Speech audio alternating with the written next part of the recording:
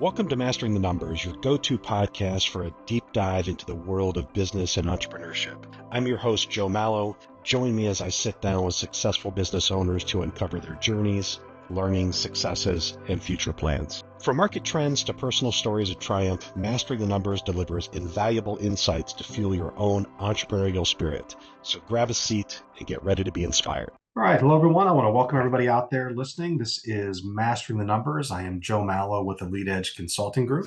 We are powered by Focal Point Business and Executive Coaching. My guest today is Ted Moss, owner and CEO of Corporate Investigative Services. Welcome, Ted. Thanks for being here. Thanks, Joe. Good afternoon. I'm happy to be here. Great.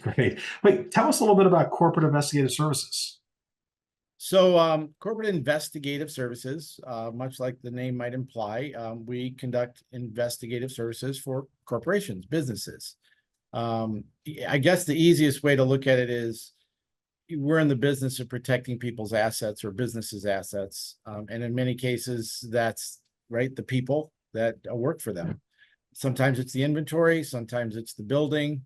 One of the things that I think we're probably best suited for is insurance fraud, injury fraud cases. We have a full team of investigators who have experience in this industry. I've been in this industry for between law enforcement and this probably over 40 years. So, we kind of know what we're doing. I like to think most of the time, but so we do a lot of surveillance of claimants who claim that, I was in an accident, I got hurt, and maybe that's just not the case, right? But we also do everything from workers' comp, insurance fraud, but also employee theft investigations. We do litigation support for attorneys. So maybe they're looking for a litigant they need to serve papers to. We can help them with that. So just really a wide variety of things, everything. And even on the kind of what might seem unique end, which is electronic debugging to, help we'll do sweeps and just really secure their businesses too. We can do risk and vulnerability assessments for businesses. So kind of a broad spectrum. And just to clarify, you might hear me speak about Investigations America. So the corporate entity is Investigations America. And I had that company since 2000 and licensed private investigator. And we bought Corporate Investigative Services. So sometimes it's a DBA. I'll interchange them, but just to give you some clarity there. Okay, great. Well, what prompted you to start your own business? You said you've been doing this for 40 years, but so what prompted you to kind of jump on board and start your own business? That's a great question.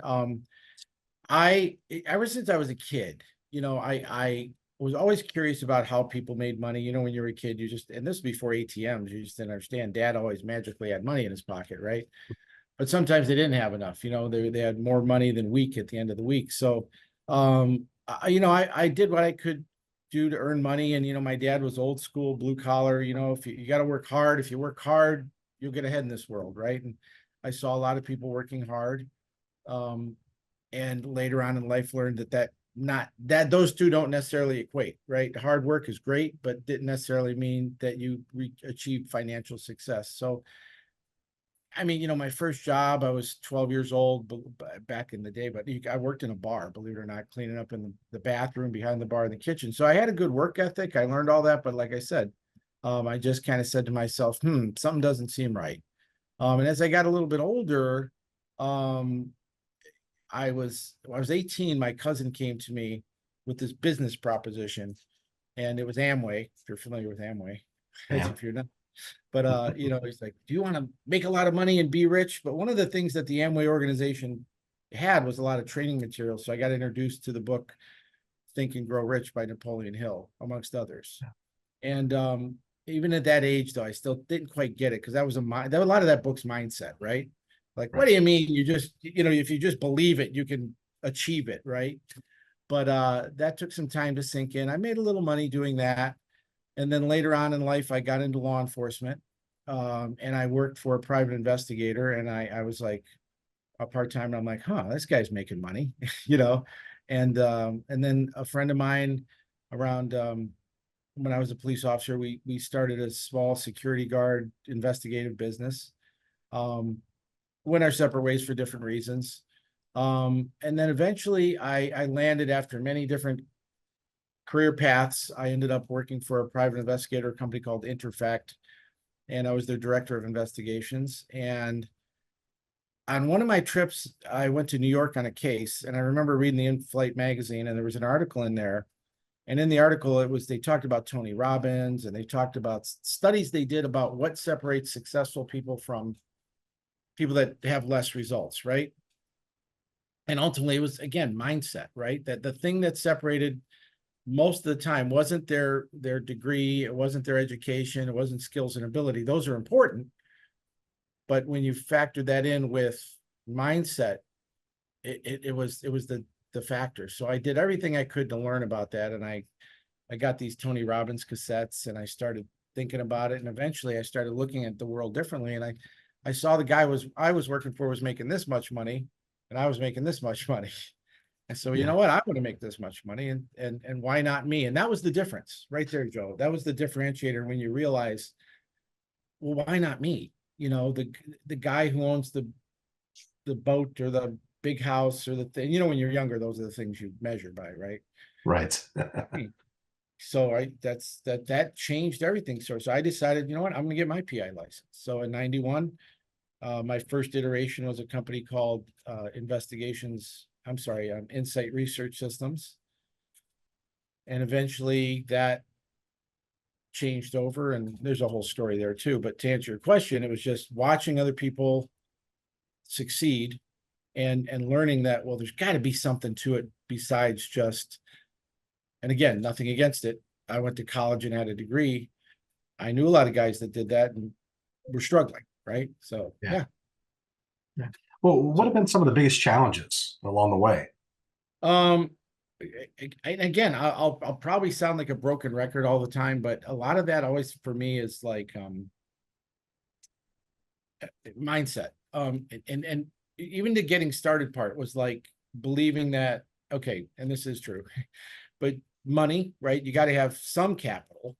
You've got to be able to, buy some business cards and in my case, as a PI, I'm like, well, I'm going to need a camera. I'm going to need a video camera. I'm going to need, so just getting the logistics together. Yeah.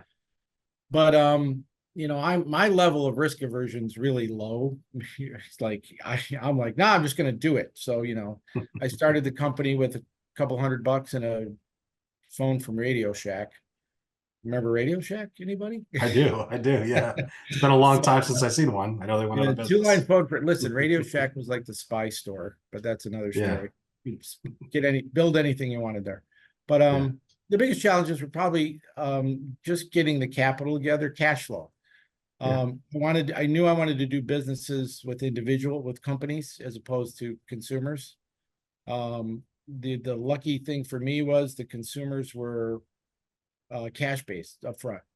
So I had a nice blend of consumer business, but when you dealt with lawyers or insurance companies or big companies, you're waiting 30 days, 60 days to get that money. So learning how to navigate those waters and pay bills when you're waiting for money to come in, and getting, when you're new in business, getting financing, the bank loans you money when you don't need it. Right. Right. You're like, oh, you're new and you have no collateral and you have no money. No. Oh, you're doing very well. You're making millions of dollars. How would you like a line of credit? Well, thanks a lot. So that was the hardest thing. People, and then probably be the next thing is, as I grew the company, learning how to manage people. I had to learn a lot of this stuff as I went. Right. So, I mean, I went to school for criminal justice, not business. So we had to learn, I say we a lot, but I had to learn a lot of those, skills. I had a book. It was called the 12-hour Harvard business course or something like that. Well, I read that book and I'm like, oh, that'll work. So just kind of learned along the way too. Did you have any individuals or mentors that you leaned on along the way? I or did did. You just truly do it all on your own? Well, I'll tell you what, that's an excellent question too, because, and I know one of the questions you asked me, and I'll be jumping ahead here, but one of the lessons I had to learn was that you don't have to do it all on your own. So when I was younger, I bluffed a lot, right? and I tried to learn it all on my own. When I finally started getting a little more sophisticated and taking, courses, I took some business courses at Lakeland Community College, and then later on, Tri-C.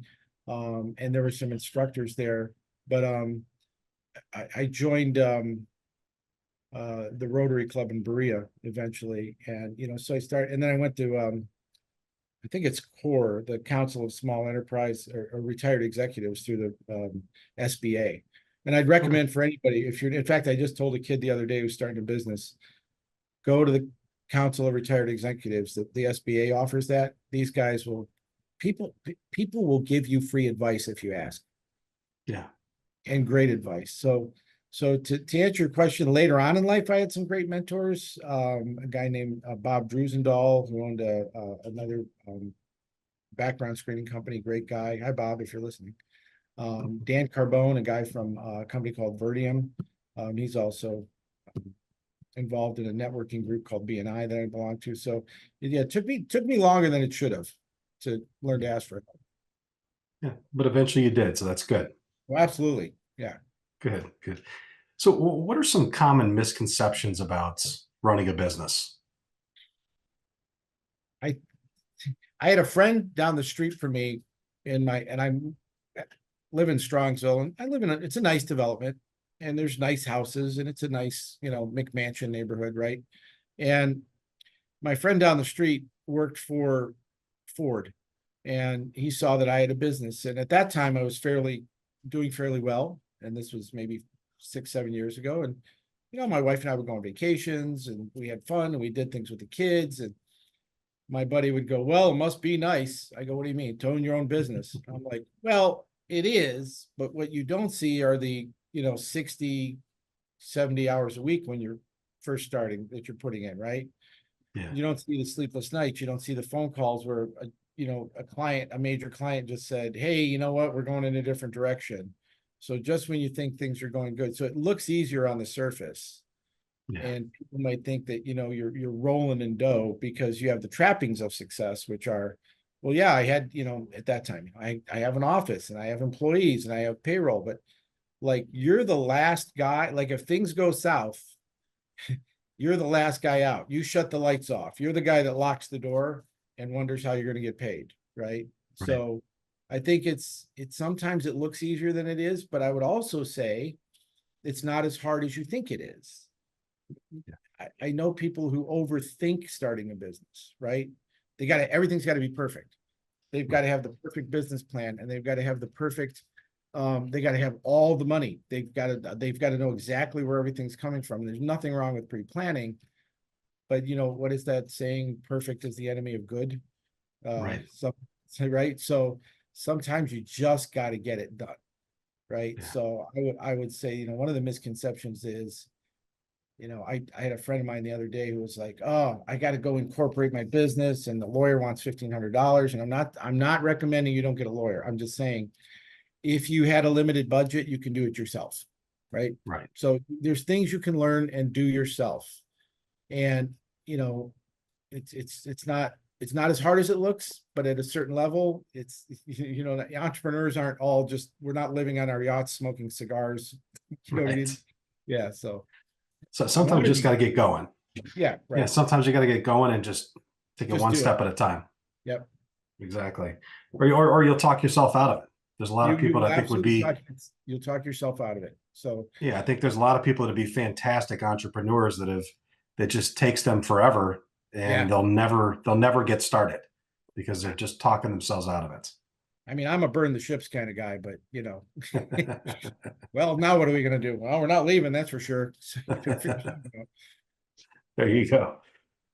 So, well, I talk about this a lot. You and I have had these conversations before in the past, but how do you maintain a work-life balance if that's something that you have at all?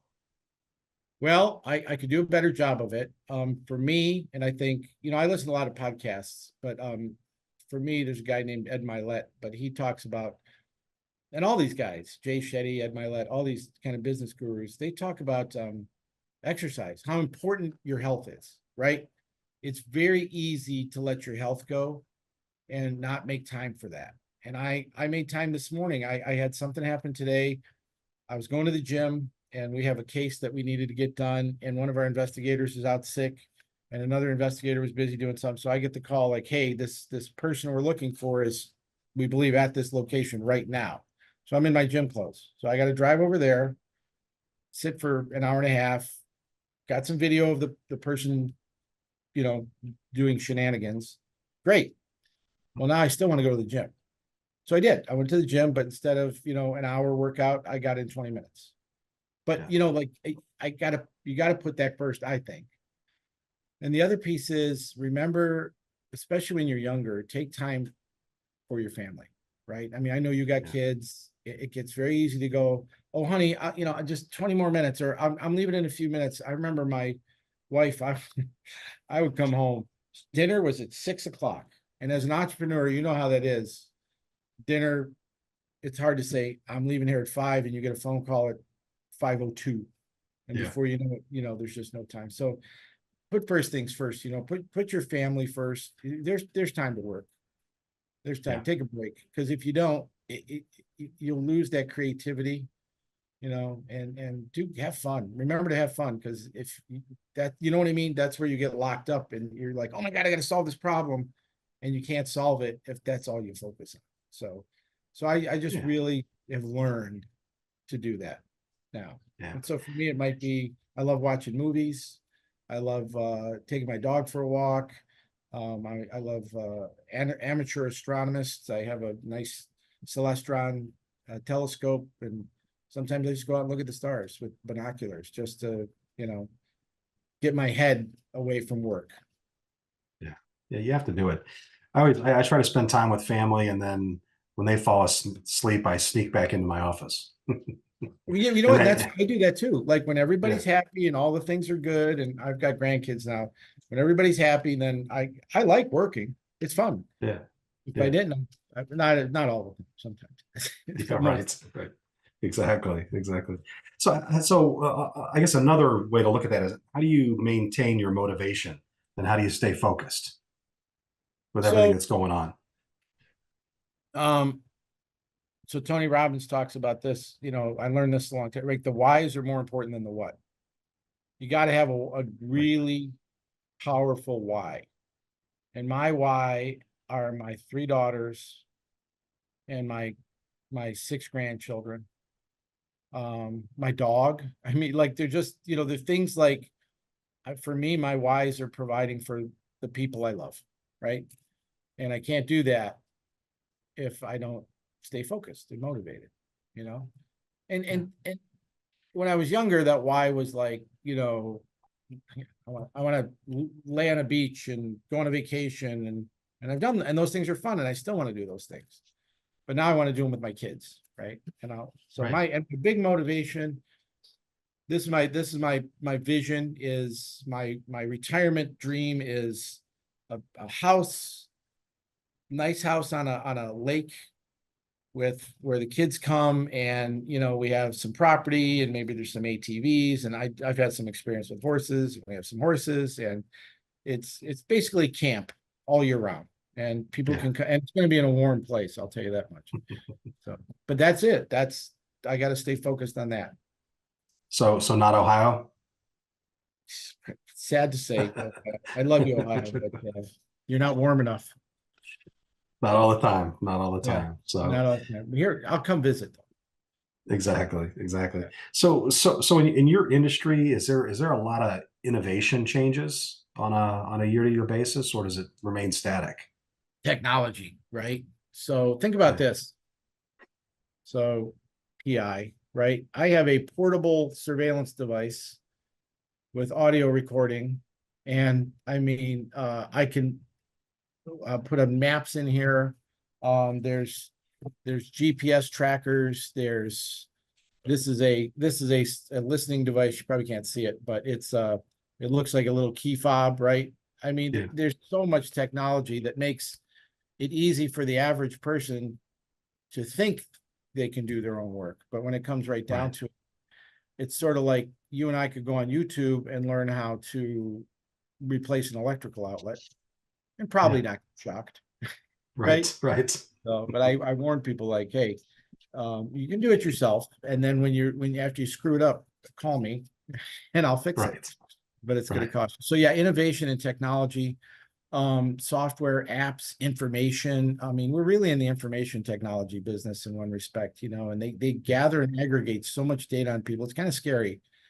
If people knew how easy it is for not only me to find things out, but the average person to find things out. So, yeah, so we got to stay on top of that. But more importantly is the legislation.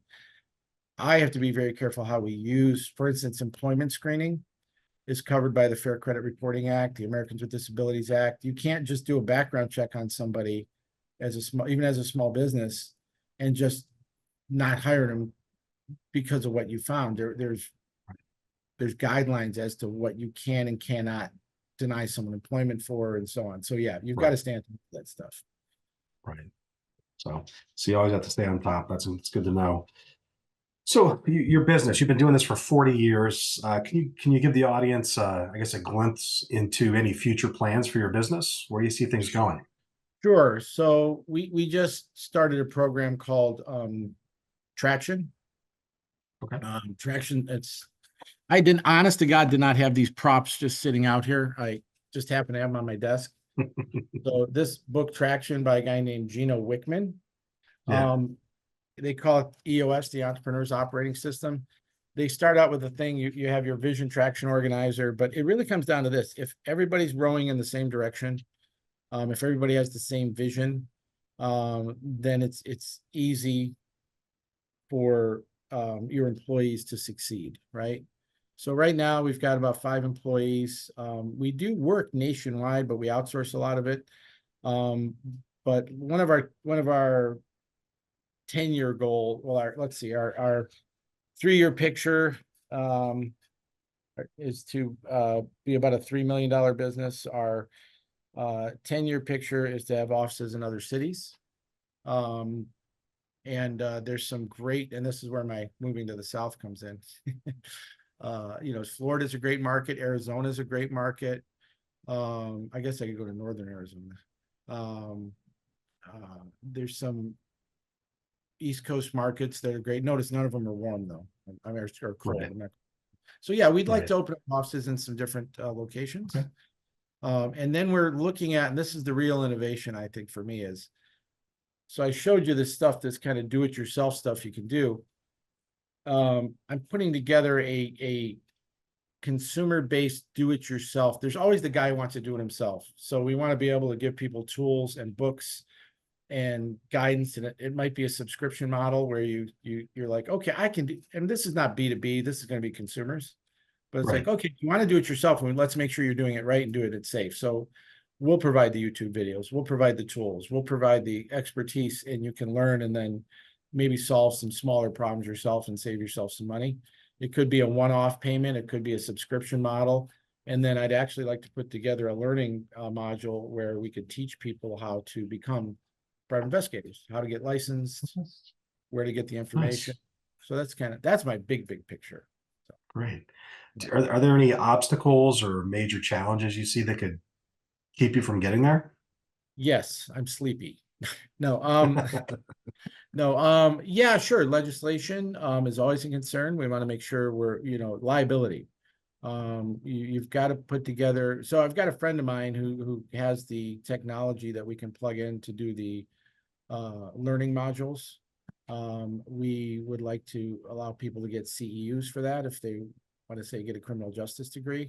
So we've got to get certified to present that material. So we need some expertise. So it's going to take some time and money. This one's going to take some money to put it together. I'm looking at a couple of investors on that project as well. So, but that would be the big one. And then making sure you cover yourself from a liability standpoint. You don't want to give somebody advice and then, again, I'm changing the outlet and I shocked myself and now I'm suing Joe Mallo, the electrician, because I didn't watch the video or whatever. Right. Look, those are some good plans. I hope you get somewhere warm. So, yeah. We're thinking about warm too, but not for a while. So final question: what advice would you give someone who's looking to start a business or even someone who has started a business, they're a couple years in, but they're struggling? This is important. I'm going to tell you this kind of quote that I heard from a movie. See if you guys can guess the movie. Never give up, never surrender. Right? And from Galaxy Quest. But Yes. don't quit, right? Like people have a breakthrough. People quit right before a breakthrough. Right. And I can tell you, and you've probably been there, Joe, too, like, or seen people, like, there have been hundreds of times in my career that I'm like, that's it, I quit, I'm done. You know, you just have one of those days. I'm done with this. Yeah. This is not worth it. And then I remember what it's like to have a job. I work for somebody else, right? Right. But don't quit. You know, you'll find a way, right? And like whatever, and you know, Napoleon Hill said, whatever the mind can conceive and believe, it can achieve. And that to me is stuck with me, and you'll find a way. Your brain is a computer. It will find, just ask better questions, you'll get better answers. So don't ask, and again, your internal dialogue is so important. You know, if you say, oh my God, why does this always happen to me? Your brain's going to go, because you're dumb, right? Yeah. But if you say, okay, this happened to me, what can I learn from this? What can I do? Who do I know? Can I ask for help from somebody? And ask for help, for crying out loud. Two things: don't quit and ask for help. Because I've done this the hard way for a long time. You'll get there, but it doesn't have to be that hard. I agree. There's always people out there willing to help. Don't give up. Yeah. So, right. But listen, Ted, I really appreciate you. I really appreciate you being a part of the podcast. Thanks for taking a little bit of time out of your day. If somebody wants to get a hold of you in corporate investigative services, how can they get a hold of you? Sure. You can call us. The number's 440-614-0100. And you could email me, ted@investigationsamerica.com, or you can go to investigationsamerica.com and contact us that way. And then we have a lot of information on the website. There's a number of videos on there about our services. You can see my smiling face again, and we'll tell you a little bit about what we do and how we do it. But yeah, call us, email, go to the website. We'll help you out. Right. Reach out to Ted. All right. Once again, I appreciate you being on the podcast. Everybody, thank you for listening, and look forward to catching you again on the next episode of Mastering the Numbers. Take care, everybody. You've just experienced another insightful episode of Mastering the Numbers. We hope you enjoyed the journey and gained valuable insights to fuel your financial success. Don't forget to subscribe to Mastering the Numbers on your favorite podcast platform to never miss an episode. And be sure to leave us a review to let us know how we're doing. Until next time, keep pushing forward and let your entrepreneurial spirit soar. Thank you for listening.